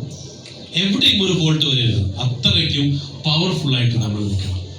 ഓക്കെ, കാരണം നിങ്ങളുടെ വിശ്വാസമാണ്. നിങ്ങളുടെ ഒരാളുടെ ശാപം മതി എൻ്റെ കുടുംബം ഇല്ലാണ്ടാവും. ഒരാളുടെ ഈ ശാപം എന്ന് പറയുന്നതും കണ്ണീർ എന്നൊക്കെ പറയുന്നത് ഒരു പരിധി വരെ ഇവിടെ നടക്കുന്ന കാര്യങ്ങൾ തന്നെയാണ്. ഓക്കെ, അപ്പൊ ആ ശാപം കിട്ടിയിട്ട് എൻ്റെ മക്കൾക്ക് അവരെ വയറ്റിലേക്ക് ഒരു മണി ചോറ് പോലും പോകാൻ പാടില്ല എന്ന നിർബന്ധം ഉപയോഗിക്കുന്നു. അപ്പൊ അതുകൊണ്ട് തന്നെ പറയണത്, ആദ്യം നമ്മൾ നോക്കേണ്ടത് ഈ പ്രവർത്തിക്കുന്ന കമ്പനി എന്തായിരുന്നു, ഇപ്പോൾ എന്താണ്, ഇനി എന്താകും, അല്ലെ? ഇതിൽ വ്യക്തമായിട്ടുള്ള കാഴ്ചപ്പാട് നിങ്ങൾക്ക് ഉണ്ടായിരിക്കണം. അപ്പൊ ഞാൻ എന്നെ കുറിച്ച് പറഞ്ഞത് ശരിയല്ലല്ലോ. അല്ലെ? കാരണം ഒരു ജീവിച്ചിരിക്കുന്ന കഥാപാത്രമായിട്ട് ഞാൻ എല്ലാം പറയുന്നുണ്ട്. ഞാനിപ്പോ എന്തിനു വേണ്ടിയിട്ടാ 2010 ബിസിനസ്സിൽ എനിക്ക് വലിയൊരു തകർച്ച പറ്റിയെന്ന് പറയാൻ കാരണം എന്തിനാന്ന് മനസ്സിലായി? എന്തിനാന്ന് പറയാ? ഇത് ഞാൻ പറഞ്ഞില്ലെങ്കിൽ നാട്ടുകാർ പറയും, ആ നിഷാദോ 2010 പൊട്ടിയതാണല്ലോ, അല്ലേ? അപ്പോ എന്റെ കഥ ഞാൻ പറഞ്ഞില്ലെങ്കിൽ നാട്ടുകാർ പറയും. നാട്ടുകാർ ഈ കഥ പറയുമ്പോൾ ആ കഥയിലെ വില്ലൻ ഞാനാവും. എന്റെ കഥ ഞാൻ പറയുമ്പോൾ ആ കഥയിലെ നായകൻ ഞാനാവും. എങ്ങനെയുണ്ട്? അല്ലെ? എന്റെ കഥ അല്ലെ ഞാൻ പറയുമ്പോ അത് എന്ത് സംഭവിച്ചു ഞാൻ പറഞ്ഞു, അല്ലെ? എനിക്ക് ഹോട്ടലിൽ ഉണ്ടായ വീഴ്ച, ലയബിലിറ്റി വന്നു, അത് ഞാൻ ഇവിടെ നിന്ന് ഓടിയില്ല, ഇവിടെ തന്നെയുണ്ട്. പക്ഷെ നാട്ടുകാർ പറയുമ്പോൾ എന്ത് പറയും? നിഷാദോ കൊടുങ്ങല്ലൂർ നാട് വിട്ടത് എവിടെയാണെന്ന് പോലും അറിയില്ല, പറയില്ലേ? അതാ പറഞ്ഞത്. അതെ, അവർക്കറിയില്ല ഞാൻ എവിടെയാണെന്ന് ചോദിക്കല്ലേ? അതാണ് അല്ലെ? ഞാനിത് പറഞ്ഞില്ലെങ്കിലോ, അല്ലെ? അപ്പൊ അതുകൊണ്ടാ പറയണത്, ഇവിടെ കമ്പനിയെ കുറിച്ചിട്ടുള്ള വ്യക്തമായിട്ടുള്ള ധാരണ നമുക്കുണ്ടായിരുന്നു. ഇപ്പോ സോഷ്യൽ മീഡിയയിൽ ഞാൻ ഓൾറെഡി കയറി കഴിഞ്ഞു, അല്ലെ? എന്തെങ്കിലും നെഗറ്റീവ് ഉള്ള വ്യക്തിയാണെങ്കിൽ സോഷ്യൽ മീഡിയയിൽ കയറി ഇരുന്നാൽ എങ്ങനെ ഉണ്ടാവും? വലിച്ചു കീറുവര്, അല്ലെ? ഇപ്പോ ക്രൈം നന്ദകുമാർ എല്ലാവരും അറിയപ്പെടുന്ന വ്യക്തിയാണ്. ചന്ദന കൃഷിയെ പറ്റി ഞാൻ പറയുമ്പോൾ ആർക്കും ഒന്നും പറയാനില്ല, പോസിറ്റീവാ. ഞാൻ നേരെ കയറി ക്രൈം നന്ദകുമാർ കയറി ഇരുന്നാലോ അടിയിൽ തെറിയുടെ പോരാ. അപ്പൊ എന്താ പ്രശ്നം? ആരെ പ്രശ്നം അല്ലതാ നമ്മളതല്ല, അല്ലെ? ആ തട്ടിപ്പുകാരൻ. അപ്പൊ നിങ്ങൾ പറയില്ലേ നന്ദകുമാർ മോശമായിട്ടല്ല, പുള്ളി ചെയ്യുന്ന ആക്ഷൻസ് അങ്ങനത്തെ ആയതിന്റെ പേരിലാണ് പുള്ളിക്ക് റെസ്പെക്ട് ഇല്ലാത്തത്. ഓക്കെ, കാരണം പുള്ളി എല്ലാവരെയും വിമർശിക്കും, അതുകൊണ്ട് ആള് ലൈക്കബിൾ അല്ല, അല്ലെ? നിങ്ങൾ കണ്ട എന്റെ താഴെ അത് ചെറിയ 100 പേരെടുത്ത് ഒരാള് 2 ആള് വിവരമില്ലാത്തവർ വന്നിട്ട് എന്തിനാണ് കൂടുതൽ കാശുണ്ടാക്കണത്? ചത്തുവന്ന് കൊണ്ടുപോകും, അല്ലെ? മുല്ലപ്പേര് പൊട്ടാ തീർന്നില്ലേ, അല്ലെ? ഒരു അറ്റാക്ക് അല്ലെ? ഇങ്ങനെയൊക്കെ കുറെ പേര് എഴുതാറുണ്ട് കാശ് പൈസയെ പറ്റി പറയുമ്പോൾ. അവർക്ക് അത് പറയാൻ സുഖം, അല്ലെ? പൈസ ഉണ്ടാക്കുന്നതിനേക്കാളും ഗുണം ഏതാ, അല്ലെ? ഇതിപ്പോ ലോകം അവസാനിക്കാൻ വേണ്ടി പോകണം, ഇതൊക്കെ ഉണ്ടാക്കിയിട്ട് എന്തിനാ, അല്ലെ? സുഖമല്ലേ പറയാനായിട്ട്. അപ്പോൾ എപ്പോഴും ശ്രദ്ധിക്കേണ്ട കാര്യം, ഇത്തരത്തിലുള്ള കമ്പനിയെ ചൂസ് ചെയ്യുമ്പോൾ ആദ്യം നമ്മൾ ശ്രദ്ധിക്കേണ്ടത് കമ്പനിയുടെ ആരാണ്, എന്താണ്, എവിടെയാണ്, എങ്ങനെയാണ്. ഓക്കെ, ഇതിനെ കുറിച്ച് വ്യക്തമായിട്ടുള്ള ധാരണ ഉണ്ടായിരിക്കണം. ക്ലിയർ ആയോ? യെസ്. ഞാനിപ്പോ എന്താ പറഞ്ഞത്? ഈ കമ്പനിക്ക് എന്ത് സംഭവിച്ചാലും അതിന് മുമ്പിൽ ഞാനുണ്ട്. ഓക്കെ, ഇപ്പൊ നമ്മുടെ ഏറ്റവും ഒരു പ്ലസ് പോയിന്റ് എന്താ? നമ്മൾ മേടിച്ചിടുന്ന അസറ്റ് അല്ല, ഓൾറെഡി ഭൂമിയിലേക്കാണ്, അല്ലെ? ഇപ്പൊ ഭൂമിയിലേക്ക് പൈസ ഇൻവെസ്റ്റ് ചെയ്യുമ്പോൾ 10 കൊല്ലം കഴിഞ്ഞ സന്ധ്യ സ്ഥലം മേടിച്ചിട്ടില്ലേ? സന്ധ്യ 10 കൊല്ലം കഴിഞ്ഞാൽ ഞാൻ വല്ലതും സന്ധ്യക്ക് തരണം? ചന്ദ്രൻ മുറിച്ച് വിറ്റാൽ സന്ധ്യ എനിക്കാണോ തരണത്, ഞാൻ സന്ധ്യക്കാണോ തരണേ? എനിക്ക് പൈസ ഉണ്ട്, എന്നെ പറ്റിക്കരുത്. സീരിയസ്ലി, അല്ലെ? നമ്മുടെ ബിസിനസ് എങ്ങനെ ചെയ്തേക്കണേ? എന്റെ ജോലി എത്രയേ ഉള്ളൂ? 5 സെന്റ് ഭൂമി രജിസ്റ്റർ ചെയ്ത് നിങ്ങൾക്ക് തരാം. 2 അവിടെ സാൻഡൽവുഡ് പ്ലാൻ ചെയ്ത് തരാം. 3 അതിനെ പരിപാലിക്കാം. 4 പ്രൊട്ടക്ട് ചെയ്യാം. ഈ ഉത്തരവാദിത്തം എനിക്കുള്ളൂ. കാശ് എവിടെന്നാ? സന്ധ്യ 5 കോടി വിട്ട് 1 രൂപ ഞാൻ തരില്ല. എന്റെ പ്രതീക്ഷിക്കാൻ വേണ്ട, ആ ബോധം ആരും വാങ്ങിക്കാൻ വേണ്ട. കാരണം എന്താ? ഞാൻ പറഞ്ഞിട്ടുണ്ട് ഞാൻ തരാന്ന്. നോ, ഞാൻ എന്റെ കച്ചവടം റിയൽ എസ്റ്റേറ്റ്, ഭൂമി കച്ചവടമാണ്, ഭൂമി വിൽക്കലാണ്. ചന്ദന കച്ചവടം ഇരിക്കില്ല, അത് ഗവൺമെന്റ് തരണ്ടേ, അല്ലെ? അങ്ങനെ ഈ 5 കോടി കിട്ടിയ എത്ര എനിക്ക് തരണം? 5%. എനിക്കാണ് 25 ലക്ഷം തരേണ്ടത്. ക്ലിയർ ആയോ? ഇത്തരത്തിൽ ബിസിനസ് എവിടെ ഉണ്ട്? നിങ്ങൾ പറയുന്നത് ഇപ്പൊ കുഞ്ഞുളിച്ച് കരഞ്ഞ പോലെ കരയണോ? അല്ല, ആരെങ്കിലും വീട്ടിൽ നിന്ന് വേണം. നിങ്ങൾ ആഹാരം കിട്ടിയിട്ടില്ല, ഇപ്പൊ എന്തിനാ എന്റെ അടുത്ത് വരണേ? കഴിഞ്ഞില്ലേ? ചന്ദനത്തിന് ഇത്ര പൈസ തരണം പറഞ്ഞിട്ടുണ്ടാ, അല്ലേ? ഇതാണ് കണക്ക്, അല്ലെ? ഈ കണക്കുകൾ വെച്ച് നിങ്ങൾക്ക് 5 കോടിയോ 10 കോടിയോ കിട്ടും. ഞാനതിന് എഫേർട്ട് എടുത്തിട്ട് ഈ പുതിയ പദവികൾ ഓടിക്കണം എന്തിനാ, അല്ലെ? ആ 5 കോടി 25 കോടി ആക്കാൻ വേണ്ടി എന്ത് ചെയ്യും? അതിനുള്ള പ്രവർത്തനം നമ്മൾ ചെയ്യണം, അല്ലെ? അപ്പോ നിങ്ങൾ നോക്കേണ്ട കാര്യം കമ്പനി എന്താണെന്നുള്ള കാര്യം. ക്ലിയർ ആയോ? അപ്പൊ ഈ കമ്പനിക്ക് വല്ല ബാധ്യതയുണ്ടാ? നാളെ ഞാൻ ഇല്ലെങ്കിലും നിങ്ങൾക്ക് വല്ല ബുദ്ധിമുട്ടുണ്ടാ? പറയാം, അല്ലെ? പക്ഷെ എന്താണ് അപ്പോൾ ഞാൻ നോക്കണം എന്താ? എന്റെ പവർ എങ്ങനെ കൂട്ടാം, എന്റെ കൂടെ ആളുകൾ എങ്ങനെ എണ്ണം കൂട്ടാം, അല്ലെ? ഞാൻ ഇല്ലെങ്കിലും നിങ്ങൾ സേഫാ. കാരണം യുവർ പ്രോപ്പർട്ടി ഓണർക്കേ പൈസ കിട്ടൂ, റെഡി, അല്ലെ? പ്രോപ്പർട്ടി ഓണർക്കേ പൈസ കിട്ടൂ, അല്ലാണ്ട് ഞാൻ അതിന് വേണ്ട, എന്റെ റൂള് കഴിഞ്ഞു, അല്ലെ? തന്ന പൈസക്ക് സാധനം കിട്ടി, ബാക്കി നിങ്ങളായി നിങ്ങളെ വാടായി. പക്ഷെ എന്തുണ്ട് അവിടെ? സ്ട്രോങ് ആയിട്ട് നമ്മൾ കൂടിയിട്ടാണ്. ചേട്ടാ ക്ലിയർ ആയില്ലേ? യെസ്. രണ്ടാമത്തെ പോയിന്റാണ്, കമ്പനി തെരഞ്ഞെടുത്താൽ മാത്രം പോരാ, കമ്പനി വിൽക്കുന്ന പ്രൊഡക്റ്റുകൾ മാർക്കറ്റിന് ഫിറ്റ് ആണോ, മാർക്കറ്റിന് വേണ്ടതാണോ, ആളുകൾക്ക് ആവശ്യമുള്ള സാധനമാണോ, അല്ലെ? ഇവിടെ അതായത് അവരുടെ മൂഡ് സിങ്സ് ഉണ്ട്. ഇപ്പൊ സന്ധ്യ ആയിക്കോട്ടെ, ലീഡർമാരാണ് അല്ലെ, സജീഷ് ആയിക്കോട്ടെ, അഷ്റഫ് ആയിക്കോട്ടെ, ലീഡറാണ് അല്ലെ. കുറെ പേരെ കൊണ്ടുവന്നിട്ടുണ്ട് ഇവിടെ, 5 പേരുണ്ടാവും, ഒക്കെ നിങ്ങൾ ലീഡർമാരാണ്. പക്ഷെ നിങ്ങൾക്ക് ഏത് സമയത്തും ഇവിടെ നിന്ന് നിർത്തിപ്പോകാം. കാരണം you are not invested in this company. കാരണം നിങ്ങൾ കമ്പനിയുടെ ഒരു പണം മുടക്കി ഇൻവെസ്റ്റർ അല്ല. പക്ഷെ ഞാൻ എന്ത് പറഞ്ഞാലും നിന്ന് കേൾക്കും, ആര് തെറി പറഞ്ഞാലും ഞാൻ കേൾക്കും. കാരണം എന്താ? ഇവിടെ ഞാൻ ഇൻവെസ്റ്റ് ചെയ്തു പോയി. ഓക്കെ, ഇവിടെ നിങ്ങൾക്കറിയാം, ഇപ്പോ ആംവേ സജീവ് നായർ അല്ലെ, കമ്പനിയിൽ പോകുമ്പോൾ ആ കമ്പനിയുടെ കൂടെ ചേർന്നാൽ എന്റെ പേര് നഷ്ടപ്പെടുന്നു, ആദ്യം നോക്കണം. അപ്പൊ എന്ത് ചെയ്തു? അവിടെ കമ്പനിയുടെ 5 അല്ലെ, ഈ കമ്പനിക്ക് വേണ്ട 5 കാര്യങ്ങൾ നമ്മൾ പഠിച്ചു കഴിഞ്ഞു. Okay, right? ഇത്ര ക്ലിയർ അല്ലേ? യെസ്. ഇനി അടുത്തൊരു പോയിന്റിലാണ് നെക്സ്റ്റ്. യെസ്, നമുക്ക് നോക്കാം. 28,000 കോടീശ്വരന്മാരെ സൃഷ്ടിക്കുക. അപ്പോ കമ്പനിയുടെ വിഷൻ അതാവുമ്പോ മറ്റൊരു കാര്യം പറയുമ്പോ നിങ്ങളുടെ വിഷൻ എന്താ? 28,000 കോടീശ്വരന്മാരെ സൃഷ്ടിക്കുമ്പോ അത് കമ്പനിയുടെ വിഷൻ, നിങ്ങളുടെ വിഷൻ എന്താ? 20 അല്ലെ, 28,000 പേർക്ക് ഈ പ്ലോട്ട് വിറ്റ് തീർക്കാം. റൈറ്റ്? ഇതല്ലേ നമ്മൾ അല്ലെ, ഇതല്ലേ നമ്മുടെ ലക്ഷ്യം? 28,000 പ്ലോട്ട് വിറ്റ് തീർക്കുക എന്നുള്ളതാണ് കമ്പനിയുടെ ലക്ഷ്യമെങ്കിൽ നിങ്ങളുടെ ലക്ഷ്യം എത്രയാണ്? നിങ്ങൾക്ക് നിങ്ങളുടെ ചെയ്തു, കമ്പനിക്ക് 28,000 നിങ്ങൾ തന്നിരിക്കും. അതിനാ പറഞ്ഞ് നിങ്ങൾക്ക് എത്ര വേണ്ടതെന്ന് എഴുതാൻ.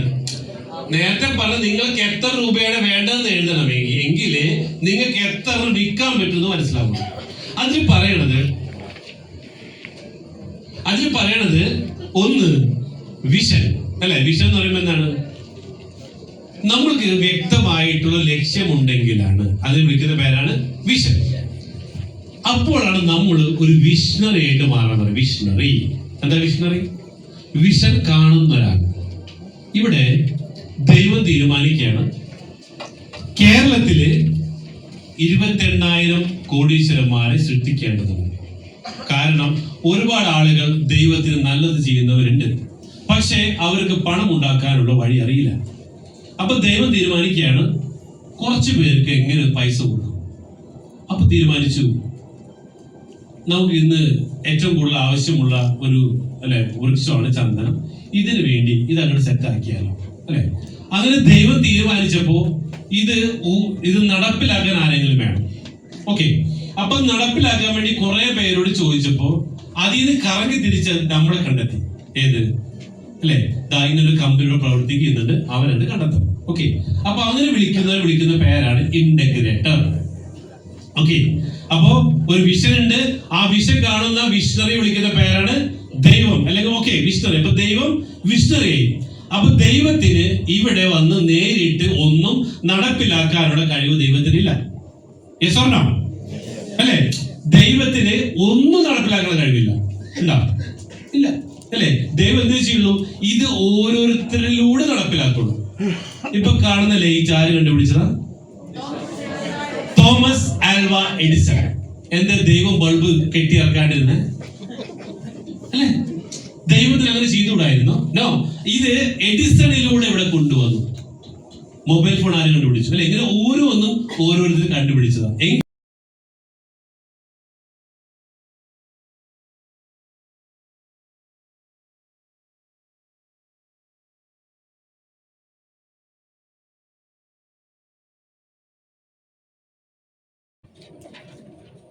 യെസ്, ഒന്ന് ആളുകള് ഏറ്റവും എഴുതിയ ഹെൽത്ത് ആൻഡ് ലെഗസി. ഒന്നാമത്തെ കാര്യമാണ് ആളുകള് വില കൂടിയ സാധനങ്ങൾ വാങ്ങിക്കാനുള്ള കാരണമാണ് ഹെൽത്ത് ആൻഡ് ലെഗസി. എന്താണ് ഹെൽത്ത്? ആരോഗ്യവും പാരമ്പര്യവും അല്ലെ. നിങ്ങള് ഈ കമ്പനി ചെയ്ത പണി ആദ്യം എന്താണെന്നറിയോ? ആദ്യം നിങ്ങളുടെ ആരോഗ്യത്തെ കമ്പനി ശ്രദ്ധിച്ചു. കാരണം എന്താ? ആദ്യം നിങ്ങളുടെ വീട്ടിലെ അടുക്കളയിലെ പൊട്ടിപ്പൊളഞ്ഞ പാത്രങ്ങളൊക്കെ മാറ്റി. ഇമ്പെക്സിന്റെ ചട്ടി കലവും അല്ലെ റാഫി? നമ്മൾ ആദ്യം തന്നെ ചെയ്ത അല്ലെ? ആദ്യം ചെയ്ത പണി ഇതൊക്കെ ഏതാണ്? ഫ്രൈ പാൻ, തവ പാൻ, ഇതൊക്കെ മാറ്റി. ഹെൽത്ത്, നിങ്ങളുടെ ഹെൽത്ത് നോക്കേണ്ടത് നമ്മുടെ കടമയാണല്ലോ അല്ലെ. അപ്പൊ അത് ആദ്യം ചെയ്തപ്പോൾ അത് ചെയ്തു. പിന്നെ എന്ത് ചെയ്തു അല്ലെ, നിങ്ങളുടെ ഫോണിന്റെ ചാർജ് ചെയ്യാൻ വേണ്ടി മറ്റേ പവർ ബാങ്ക് അല്ലെ. കാരണം നിങ്ങൾക്ക് ശ്രദ്ധിക്കണം, മൊബൈൽ ഫോൺ ചാർജ് പോലെ നമ്മൾ സംരക്ഷിക്കേണ്ടതുണ്ട്. അതിനുശേഷം നമ്മൾ എന്ത് ചെയ്തു, യൂറിച്ചിനെ കൊണ്ടുവന്നു. കാരണം നിങ്ങൾക്ക് അല്ലെ ഹെഡ്സെറ്റ് അല്ലെ, ചെവിയിൽ ഫോൺ നിങ്ങൾ ആരോഗ്യത്തിന് ഹാനികരമാണ്, ഹെഡ്സെറ്റ് വെക്കണമെന്ന് കുറെ ഹെഡ്സെറ്റ് നമ്മൾ വിറ്റു. അത് കഴിഞ്ഞിട്ടാണ് നിങ്ങൾക്ക് അസുഖങ്ങൾ വരുന്നത് നേരത്തെ കണ്ടുപിടിക്കാനായിട്ട് എന്ത് ചെയ്തു, യൂറിച്ചിനെ കൊണ്ടുപോകും. അപ്പൊ നിങ്ങളെ ആരോഗ്യം വരാൻ പോകുന്ന അസുഖങ്ങളെ കണ്ടെത്തി. പക്ഷെ ഇതിന് കുറെ പേർക്ക് അസുഖങ്ങളുണ്ട്. അപ്പൊ എന്ത് ചെയ്തു, ആ അസുഖങ്ങൾ ഉന്മൂലനം ചെയ്യാനായിട്ട് റാഫിയപ്പുള്ളവർക്ക് നമ്മൾ മാട്രസ് പാഡ് കൊടുത്തു. ഓക്കെ, അപ്പൊ ആ അസുഖം മാറി കിട്ടി അല്ലെ. അതിനുശേഷം മാട്രസ് പാഡ് ഇതൊക്കെ കൊടുത്ത് എല്ലാവരും സെറ്റായി അല്ലെ. അപ്പൊ എന്തായി, വരാനുള്ള അസുഖങ്ങൾ കണ്ടുപിടിച്ചു. പിന്നെ വാട്ടർ പ്യൂരിഫയർ അല്ലെ, നല്ല വെള്ളം കുടിക്കാനായിട്ട് വാട്ടർ പ്യൂരിഫയർ തന്നു അല്ലെ. അങ്ങനെ അതൊക്കെ ചെയ്ത് കഴിഞ്ഞപ്പോ പിന്നെന്ത് മനസ്സിലായി, തുണി. അതെ, യെസ്, ഓക്കെ അല്ലെ. പിന്നെയാണ് കമ്പനിക്ക് മനസ്സിലായത് ഇനി വേണ്ടത് നിങ്ങൾക്ക് ഫ്യൂച്ചറിലെ ലൈഫാണ് അല്ലെ. ഭാവിയിലേക്ക് ജീവിക്കാനായിട്ടും സമ്പന്നതയിലേക്കും കിട്ടണമെങ്കിൽ എന്ത് വേണം, സമ്പത്ത് ഉണ്ടാക്കുക. മനസ്സിലായപ്പോൾ നമ്മൾ എന്ത് ചെയ്തു അല്ലെ, നിങ്ങൾക്ക് കാശ് ഉണ്ടാക്കി തന്നിട്ട് കാശ് ഉണ്ടാക്കാനുള്ള പുതിയ വഴിയായിട്ടാണ് നമ്മൾ പറഞ്ഞത് അല്ലെ. അതുകൊണ്ടാണ് നിങ്ങൾ എന്ത് ചെയ്ത് ഇതൊക്കെ വാങ്ങാൻ കാരണം. വല്ല പിടിയുണ്ട, ഇതൊക്കെ നിങ്ങൾ വാങ്ങാനുള്ള കാരണം ഇതായിരുന്നു. ഇപ്പൊ മോഹൻലാൽ പറഞ്ഞ പോലെ തന്നെയാണ് എന്ത് ചെയ്ത് നിങ്ങളെ കൊണ്ടൊക്കെ പൈസ പഠിപ്പിച്ചത്. എന്തിനാ ഇതൊക്കെ, അതെ, ഇതൊക്കെ പറഞ്ഞ് നിങ്ങൾ എന്ത് ചെയ്തു അല്ലെ. നിങ്ങളുടെ ഹെൽത്തിന് കമ്പനി ഇമ്പോർട്ടൻസ് തന്നു. അത് കൂടാണ്ട് പാരമ്പര്യമായിട്ട് നാളെ നിങ്ങൾക്ക് നിങ്ങളുടെ കുടുംബത്തിന് പാരമ്പര്യമായിട്ട് ജീവിക്കാൻ എന്ത് വേണം, സ്വത്ത് അല്ലെ ആവശ്യമാണ്. നിങ്ങളെ പറഞ്ഞ് ബോധിപ്പിച്ചു. ഇത് കമ്പനി മിണ്ടാതിരുന്നൊരു പൈസ തന്നെയാണോ?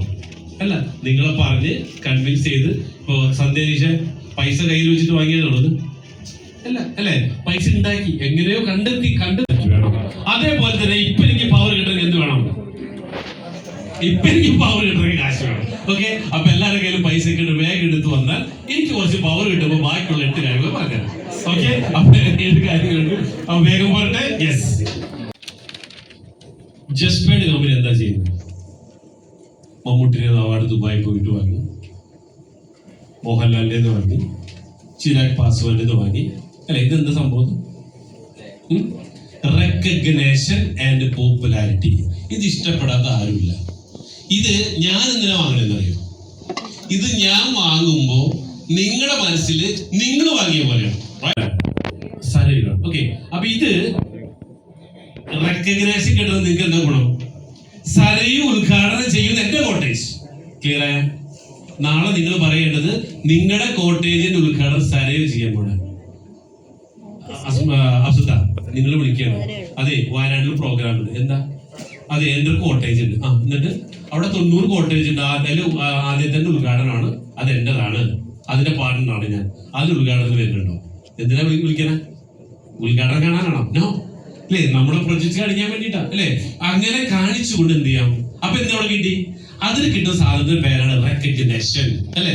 ഞാനും ഒരു വയനാട്ടിലെ കോട്ടേജിന്റെ മുതലാളിയാണ്. വെറും ഇംപ്രൂവ്മെന്റ്.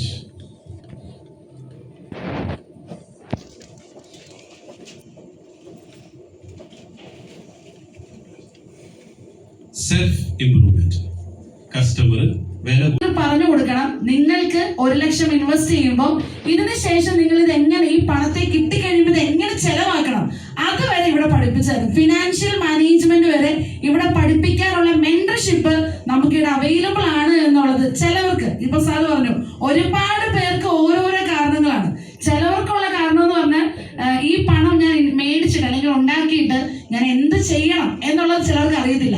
അങ്ങനെയുള്ള ഒരു ഗൈഡ് ലൈൻ ഇവിടെ കൊടുക്കാൻ സാധിക്കുന്നു പറയുന്നതായിരിക്കാം ചിലവർ ഇവിടെ നമ്മളോട് അസോസിയേറ്റ് ചെയ്യുന്നത്. സോ വില കൂടിയ കാരണങ്ങൾ മേടിക്കാനായിട്ടുള്ള നമ്പർ 4 ആണ് സെൽഫ് ഇംപ്രൂവ്മെന്റ്. അതായത് കരിയർ സക്സസ്, പേഴ്സണൽ സക്സസ് ഒക്കെ എപ്പോഴും ആഗ്രഹിക്കുന്നവർക്ക് അവിടുന്ന് ഒരു മെന്റർഷിപ്പ് നമുക്ക് ഇവിടെ കൊടുക്കാൻ സാധിക്കുമെന്നുള്ള ഒരൊറ്റ തോട്ട് കൊടുക്കുമ്പോൾ ചിലർ അവിടെ നമ്മുടെ കൂടെ അസോസിയേറ്റ് ചെയ്യും. Thank you sir.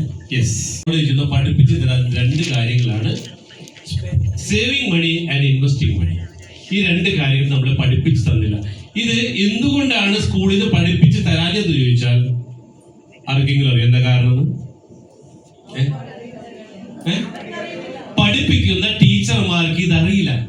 അപ്പൊ ആരാണ് ടീച്ചർമാർ ഇത് പഠിപ്പിക്കാതിരുന്നത്? അവിടെ അപ്പോഴാണ് നമ്മൾ പഠിച്ച ചതിയുടെ കഥ അല്ലെ. എന്തായിരുന്നു ചതി?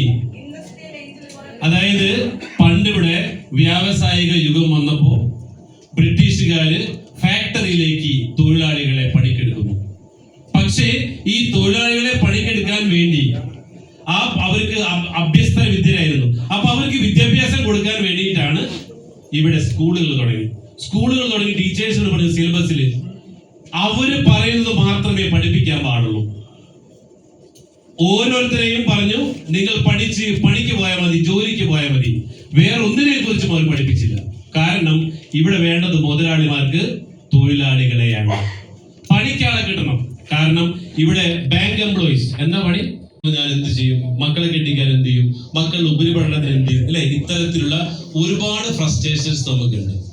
അപ്പൊ നമുക്ക് എന്ത് ചെയ്യാം, നമ്മുടെ കോട്ടേജ് ഇതുമായിട്ട് കണക്ട് ചെയ്യണം. നമ്മുടെ കോട്ടേജ് നമ്മുടെ ലാൻഡും ഇതുമായിട്ട് കണക്ട് ചെയ്താലോ ഭാവിയിൽ നിങ്ങളുടെ മോളെ അല്ലെ ഭംഗിയായിട്ട് കല്യാണം കഴിപ്പിച്ചയക്കാൻ, നിങ്ങളുടെ മകളെ അല്ലെങ്കിൽ മക്കളെ നല്ലൊരു പഠിപ്പിച്ചയക്കാം. വലിയൊരു എമൗണ്ട് വേണ്ടി വരും. അപ്പോൾ നിങ്ങൾക്ക് അത് ഉപകരിക്കും. ഫ്രസ്ട്രേഷൻ അവര് ഇപ്പൊ ഒരുപാട് പേരെ തലവേദന ഒഴിവായി അല്ലെ.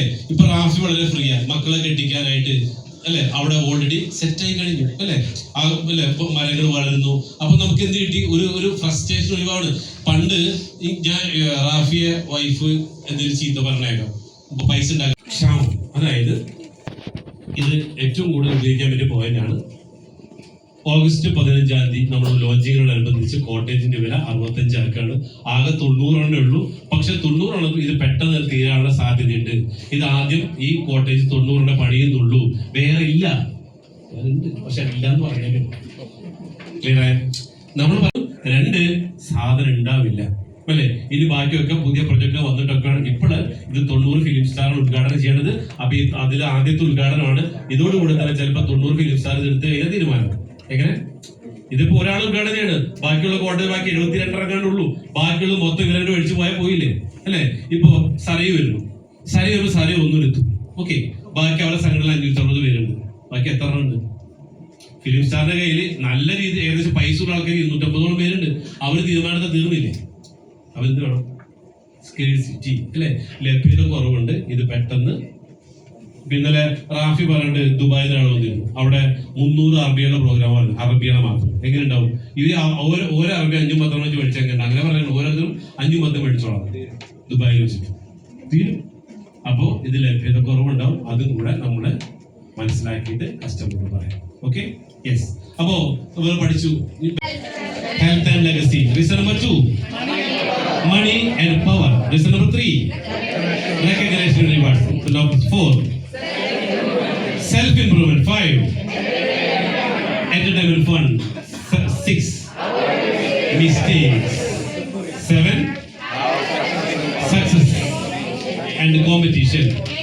8 avoid frustration. Point number 9 scarcity.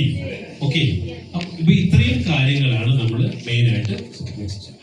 1 ലക്ഷം രൂപയുടെ അല്ലെ ഒറ്റടിക്ക് വിൽക്കാൻ പറ്റില്ലെന്ന് അറിയാം. അപ്പൊ നമ്മൾ എന്ത് പറഞ്ഞു, നിങ്ങൾ എന്ത് ചെയ്താൽ മതി, 1 ലക്ഷം രൂപയുടെ 4 എണ്ണം. ഈ 1 ലക്ഷം രൂപയുടെ ആളുകൾ തെരഞ്ഞെടുപ്പ് ശ്രദ്ധിക്കേണ്ട കാര്യം, ഇവരെ നമ്മള് ഇവിടെ ഇൻവെസ്റ്റ് ചെയ്യുന്ന ഒരു പാർട്ട്നേഴ്സ് ആയിട്ട് മാത്രമല്ല കൊണ്ടുവരേണ്ടത്, ഇവരെ നമ്മളെ ഇന്റഗ്രേറ്റേഴ്സ് ആയിട്ട് മാറ്റണം. എന്താ ഇന്റഗ്രേറ്റർ? നമ്മുടെ വിഷൻ നടപ്പിലാക്കുന്ന ഇന്റഗ്രേറ്റേഴ്സ് അല്ലെ. അവരെ വിളിക്കുന്ന പേരാണ് ലിൻഡു. അങ്ങനത്തെ 14 പേരുണ്ട്. അത് എന്റെ ഇന്റഗ്രേറ്റേഴ്സ് ആണ്. ഓക്കെ, എങ്കിൽ നിങ്ങളുടെ ഇന്റഗ്രേറ്റേഴ്സ് ആരാ? നിങ്ങളുടെ ഇന്റഗ്രേറ്റർ ആര്? എവിടെ? 4 പേര് എവിടെ? എവിടെ? ഈ 4 പേര് എവിടെ? നിങ്ങളുടെ അപ്പൊ നിങ്ങൾ എത്രയും പെട്ടെന്ന് ചെയ്യേണ്ട കാര്യം, ഫീൽഡിൽ പോക്ക് നിർത്തിയിട്ട് 4 പേരെ സെറ്റ് ആക്കിയിടണം. ഓക്കെ, ആ 4 പേരെ എങ്ങനെ റെഡി ആക്കി എടുത്ത് അവരെ കോച്ച് ചെയ്ത് അവരെ പഠിപ്പിച്ചു വിടണം. നമ്മൾ പോകരുത്. നമ്മൾ പോയാൽ എന്നും ഇത് തന്നെ ശരണം. ഓക്കെ, അപ്പോ എങ്ങനെയാണ് ഇന്റഗ്രേറ്ററെ കണ്ടെത്തേണ്ടത്? ഇതിലേക്കാണ് നമ്മൾ പോകണം. ഒരെണ്ണം ഒരാൾക്ക് റെഡി ക്യാഷിന് വിറ്റാൽ കിട്ടുന്ന എമൗണ്ട് 3 ലക്ഷം രൂപ, റെഫറൽ ബോണസും 1,65,000 രൂപ ഇൻസെന്റീവ്. ഓക്കെ, കഴിഞ്ഞാൽ. അതേസമയം 1 ലക്ഷം രൂപയാണെങ്കിലോ 5300 രൂപ 1 ലക്ഷം അല്ലെ. അപ്പോ രണ്ട് പേരായാലോ 1 ലക്ഷം രൂപയാണെങ്കിൽ അത് 1000 രൂപ, ഇവിടെ 6000 പ്ലസ് ഇൻസെന്റീവ്. 3 എണ്ണം പോയി കഴിഞ്ഞാൽ 9 ലക്ഷം പ്ലസ് ഇൻസെന്റീവ്, അവിടെ 15000 പ്ലസ് ഇൻസെന്റീവ്. 4 എണ്ണം പോയാലോ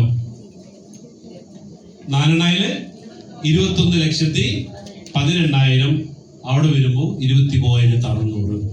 ഇതാണ് നമ്മൾ യുദ്ധകാലാടിസ്ഥാനത്തിൽ ചെയ്യേണ്ട ഒരു പണി. ഇത് ഇന്ന് നിങ്ങൾ ഇങ്ങോട്ട് വിളിച്ചത് ഈ 4 പേരെ വെച്ചുകൊണ്ടുള്ളൊരു ഗെയിമാണ് തുടങ്ങേണ്ടത്. ഓക്കെ.